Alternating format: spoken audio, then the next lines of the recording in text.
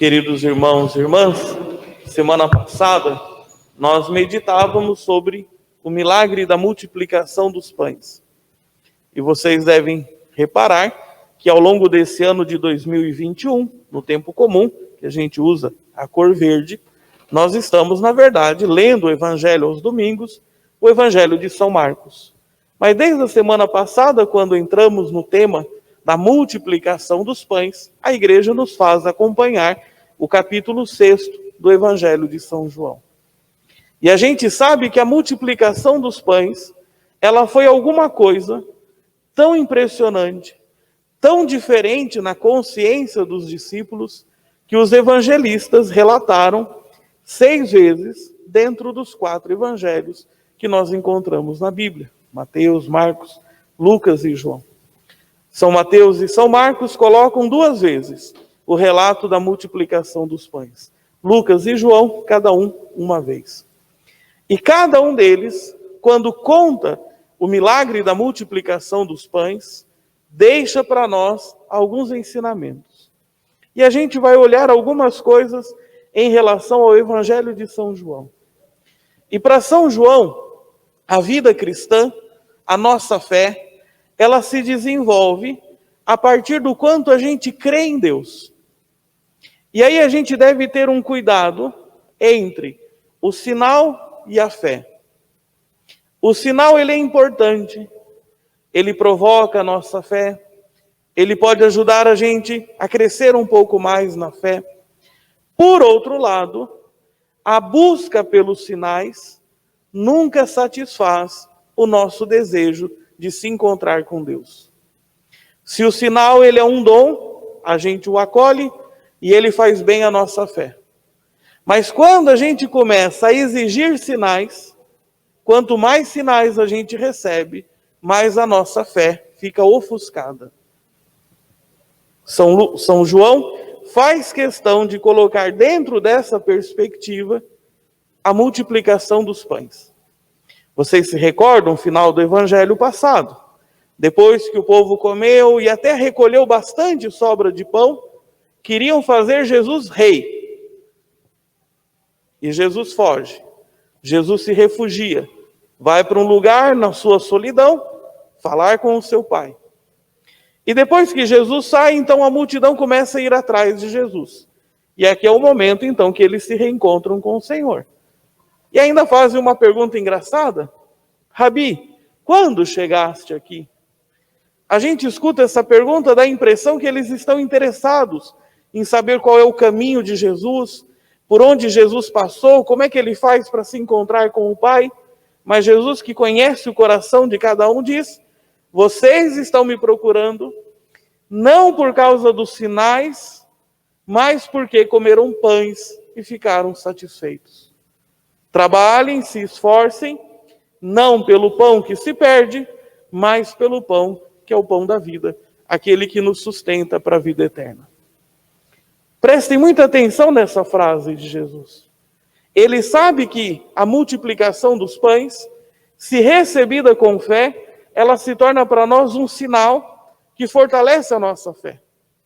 Mas se a gente começa a correr atrás da multiplicação dos pães, então vamos ficar lá do lado de Jesus, porque aí na hora da fome ele multiplica pão de novo. Então a nossa fé, ela se esvazia. Pensem, por exemplo, no tempo de Jesus, ele curou muitos enfermos. Mas ele curou todos os enfermos daquela época? Não. No tempo de Jesus, havia muitas pessoas possuídas pelo mal. E ele libertou várias, mas libertou todas? Não. Por isso, para a nossa caminhada de fé, a gente precisa compreender que muitas coisas vão acontecer na nossa vida como um sinal que nos provoca a fé. Mas querer controlar a força desses sinais, querer exigir de Jesus que todos os dias realize um sinal para nós, põe a nossa fé a perder. E tudo que vem na sequência, Jesus vai insistir que a grande obra é crer no Senhor, é estar em comunhão com Ele.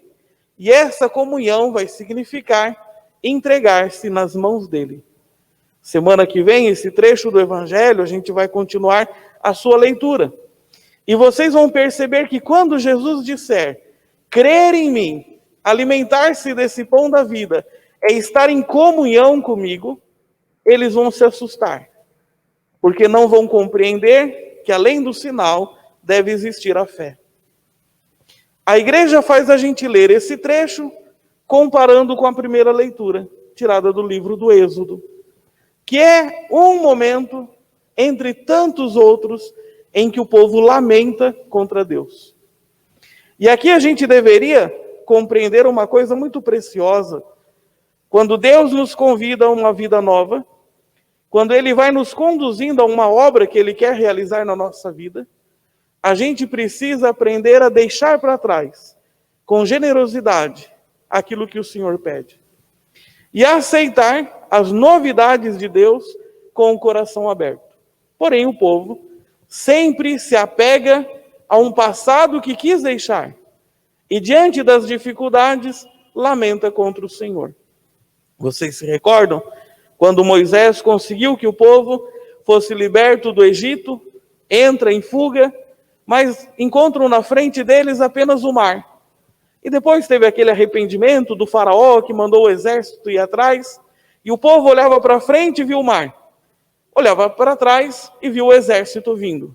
E pelas laterais não era uma boa opção. O povo conhecia apenas o seu passado. Não conseguia imaginar o que vinha depois. E começa a lamentar com Moisés.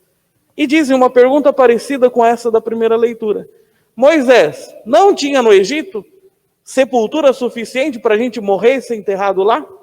Trouxe a gente para morrer na beira do mar? Ou como a gente fala, morrer na beira da praia? E o Senhor manda que eles caminhem para frente. E Moisés, como líder, deveria apenas erguer a vara. E naquele momento, o mar começa a se abrir. A novidade começa a aparecer quando eles andam para frente e não para trás. Hoje, nós temos mais uma vez em que o povo se lamenta. Atravessou o mar, um prodígio que ninguém poderia narrar antes. Mas quando começam a caminhar pelo deserto e vem a fome, parece que esse povo não tem memória. E novamente começa a lamentar contra Moisés e contra o Senhor. E agora ainda mentem. Dizem assim, quem dera se a gente tivesse ficado lá no Egito, junto às panelas de carne, comendo pão com fartura. Eles estavam na condição de escravo. Acho que havia panela cheia de carne ou pão com fartura. Mas é isso que acontece muitas vezes na nossa vida. Quando a gente precisa iniciar um novo projeto, assumir aquilo que Deus está construindo na nossa vida, uma das tentações é idealizar o passado que tem um motivo para ter ficado para trás. Mas novamente o Senhor ilumina Moisés e garante a esse povo que vive se lamentando o pão que vai alimentá-los naquele caminho do deserto. O evangelho de hoje já não fala mais de um pão que perece. Não fala mais de um alimento provisório, mas aquele alimento que é a própria vida de nosso Senhor. E é a continuação do evangelho da semana que vem. Esse pão que nós recebemos na missa, que é a Eucaristia, que é o corpo de Cristo, não é um alimento provisório. É um alimento que é antecipação de toda a chegada, de tudo aquilo que Deus quer realizar na nossa vida. Por isso, como nós ouvimos na segunda leitura da carta aos Efésios, ainda que o homem velho queira cada vez mais destruir a nossa existência pela força das paixões, dos apegos, a tudo aquilo que não combina com a vontade de Deus, deixemos então o homem novo, alimentado pela Eucaristia, alimentado pela fé, que sabe abraçar os sinais, mas não exige os sinais, que esse homem novo possa nascer na vida de cada um de nós. Nós iniciamos hoje o mês de agosto, mês que no Brasil a gente reza pelas vocações. O que Deus prepara para nós? O que Deus guarda para nós na frente? E talvez a gente esteja demais olhando para trás e apegados ao passado, que a gente alimentado pela Eucaristia, tenha essa coragem de abraçar o chamado que Deus faz a cada um de nós, de sermos santos como Ele é santo. Façamos um instante de silêncio para rezar, agradecer a Deus pela nossa vocação. Em silêncio, rezemos.